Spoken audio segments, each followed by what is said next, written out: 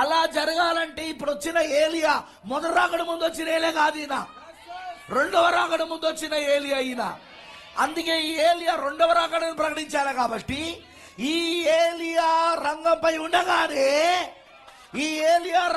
ఉండగానే ఇదిగో రెండవ రాకడగా క్రీస్తు వచ్చాడు. ఏ లేఖనాల ప్రకారంగా?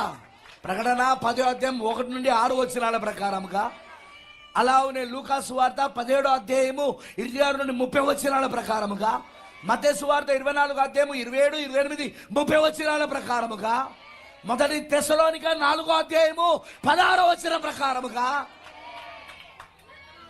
ఇవన్నీ లేఖనాలు, ఇవన్నీ నెరవేర్పు జరిగినాయి.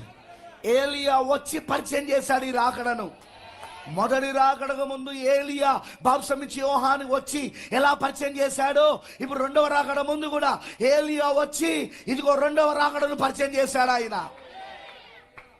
ఇప్పుడు ఈ రెండవ రాకడలో ఆయన ఎలా వచ్చాడు?